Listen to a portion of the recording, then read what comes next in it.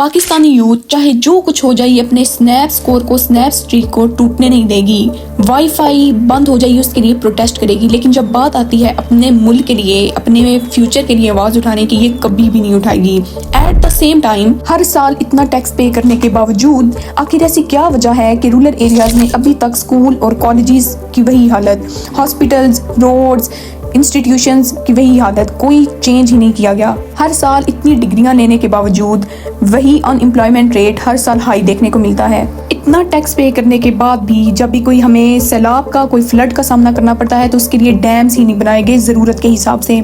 ऐसी क्या वजह है? हमारा पॉलिटिकल सिस्टम ही खराब है या हम में ही कोई फॉल्ट है? पाकिस्तान डेमोक्रेटिक होने के बावजूद भी ये डेमोक्रेटिक नहीं है। जैसा कि आपको इस वीडियो के टाइटल से पता चल ही चुका होगा कि हम इस वीडियो में किसकी बात करने वाले हैं, तो लेट्स गेट स्टार्टेड।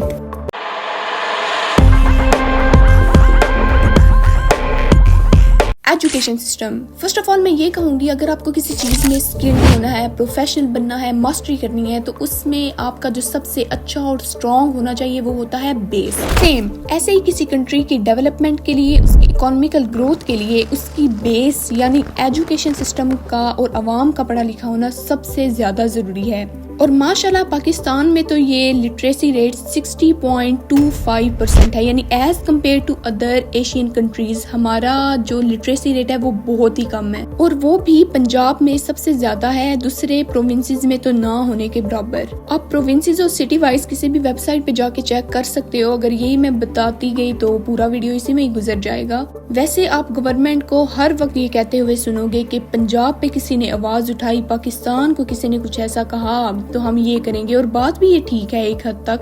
अगर इन्हें इतनी ही फिक्र है तो कंट्री के जो डेवलपमेंट है, उसका जो जीडीपी है, उसे स्ट्रॉन्ग करने पे क्यों नहीं तवज्जो दी जाती? इन इस मामले में ना ही पाकिस्तान की अवाम ना ही पाकिस्तान की गवर्नमेंट इस चीज को सीरियस लेती है। जब दोनों तरफ ही नॉन सीरियस कंपटीशन चल रहा हो तो हमेशा मुल्क का जो जीडीपी है वो स्ट्रॉन्ग होने के बजाय हमेशा वीक ही होता है, और इकोनॉमी से तो कभी एक्सपेक्ट ही ना करना कि वो स्ट्रॉन्ग भी होगी। Gender disparity. पाकिस्तान में लो लिटरेसी रेट की एक बड़ी वजह जेंडर डिस्क्रिमिनेशन है। बलूचिस्तान और केपी वाली साइड आपको ये सबसे ज्यादा देखने को मिलेगा। 2016 की इस ग्लोबल जेंडर गैप रिपोर्ट से देखो, पाकिस्तान सेकंड वर्स्ट कंट्री था जहां जेंडर डिस्पैरिटी सबसे ज्यादा थी, और अभी भी 2025 की जेंडर ग्लोबल गैप रिपोर्ट से देखोगे तो अभी भी पाकिस्तान बहुत पीछे है as compared to other countries. इससे आप लोग अंदाजा लगा लो कि हम लोग इस फैक्टर में कितने पीछे हैं, और ये फैक्टर काफी हद तक जो वुमेन की जो एजुकेशन है उस पे इफेक्ट करता है काफी हद तक।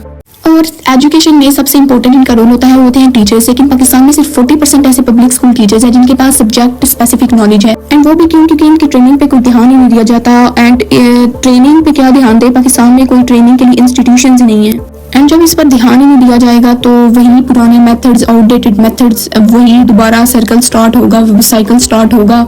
एंड इनकी ट्रेनिंग सबसे ज़्यादा इंपॉर्टेंट है, टीचर्स ट्रेनिंग। एक क्वालिटी इंप्रूव करने के लिए इंस्टीट्यूशंस पहले तो बनाने चाहिए, अदरवाइज हर साल वही साइकिल रिपीट होगा और वही रिजल्ट्स देखने को मिलेंगे। दूसरा और सबसे बड़ा मेन रीज़न है कि हर साल इतना टैक्स पे करने के बाद भी हर साल एक ही चीज़ देखने को मिल रही होती है, और वो होता है नो चेंज। बिकॉज जो इन्होंने रेवेन्यू हमारी गवर्नमेंट ने कलेक्ट किया होता है वो ये हॉस्पिटल्स, रोड्स, एजुकेशन पे ये लोग इन्वेस्ट ही नहीं करते। और ट्रांसपेरेंसी इंटरनेशनल की रिपोर्ट के मुताबिक पाकिस्तान का CPI स्कोर 27 है आउट ऑफ 100, और रैंक हमारा देखो 125 आउट ऑफ 180 कंट्रीज, यानी करप्शन परसेप्शन अभी भी कितनी ज्यादा है, और सबसे बड़ी बात इसमें कोई इम्प्रूव भी नहीं हुई। और पिछले कुछ सालों में हमारा ना ही CPI इम्प्रूव किया। अगर CPI स्कोर किसी का 0 हो तो मतलब वो बहुत ज्यादा करप्ट है, और 100 मतलब बिल्कुल ट्रांसपेरेंट सिस्टम है वहाँ का, लेकिन हमारा 27 मतलब हाईली करप्ट। और ये ऐसा क्यों है? क्योंकि हमारे जो पाकिस्तानी है उनमें इतनी ज्यादा अवेयरनेस नहीं है, एंड अगर तो इस पे ध्यान नहीं दिया गया तो आप यही हर साल एक्सपेक्ट करना कि नो इम्प्रूवमेंट, कोई चेंज नहीं, जस्ट टैक्स दो और बस अपना काम करो, आगे मुल्क इम्प्रूव होता है, यानी बस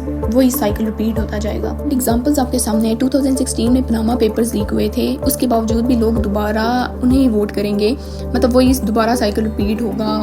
एट द एंड इम्प्रूवमेंट भी तभी होगा when actions speak louder than words.